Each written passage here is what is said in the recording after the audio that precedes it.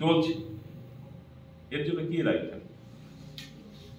এবং শুধু তা না, এর একটা অন্য ধরনের প্রভাবও পড়বে।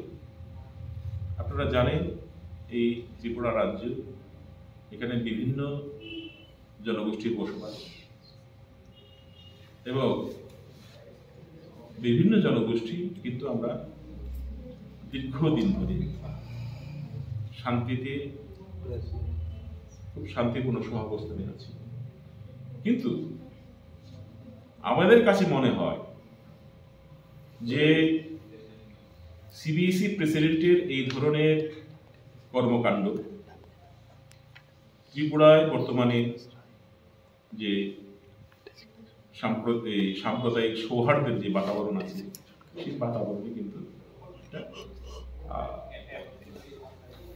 কালো ধোঁয়ার একটা পরিবেশ উনি তৈরি করছে, এটাকে বিষিয়ে তোলার চেষ্টা করছে। আমাদের আবেদন থাকবে সরকারের কাছে এবং ডক্টর গণচৌধুরীর কাছেও আপনার সুবুদ্ধির উদয় হোক, এবং এই যে বড় ভাষাভাষী ছাত্রছাত্রী আছে তারা যে মানসিক যন্ত্রণার মধ্যে যে দিন অতিবাহিত করছে পরীক্ষার সামনে, সেটা আপনি ফিল করুন, কারণ আপনি তো কারো না কারোর বাবা, আপনার তো ফিল করা উচিত। এবং মাননীয় মুখ্যমন্ত্রীর কাছেও আবেদন, এই যে ছাত্রছাত্রীরা এরা তো আপনারই সন্তান, কেন এদের দুঃখ কষ্ট বেদনা যাতনা মানসিক যন্ত্রণা সেটা কেন আপনি ফিল করবেন না? আপনি সেটা ফিল করুন, এটা বুঝুন। কারণ লিপি নিয়ে শেষ কথা বলার হক কিন্তু সেই ভাষাভাষী জনগোষ্ঠীর লোকেদের, অন্য কারো সেখানে হক থাকার। এবং আজকে আমরা এখানে প্রকাশ্যে কথাটা বলছি, আজকে আমাদের মিটিং হয়েছে 37টা অর্গানাইজেশন নিয়ে joint movement committee for Kokborok তৈরি হয়েছে। এবং আজকে আমাদের মিটিংয়ে এটাই সিদ্ধান্ত হয়েছে, আগামী 12 তারিখ থেকে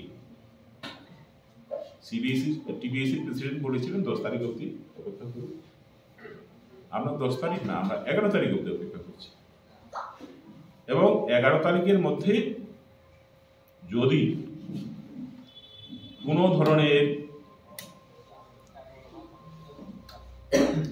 পজিটিভ ফিলার যদি না আসে, আমাদের দাবির সপক্ষে যদি কোনো ফিলার যদি না আসে, 12 তারিখ থেকে সারা রাজ্যব্যাপী আন্দোলন হবে। এবং আন্দোলনের রূপ কি হবে সেটা আমরা এখন ঠিক করিনি। আজকাল পরশু 3 দিন সময় আছে আমাদের হাতে, আমরা আন্দোলনের স্বরূপটা কি হবে সেটা তখন বলব। সবাইকে ধন্যবাদ। এবার আপনাদের যদি কোনো প্রশ্ন থেকে থাকে আপনারা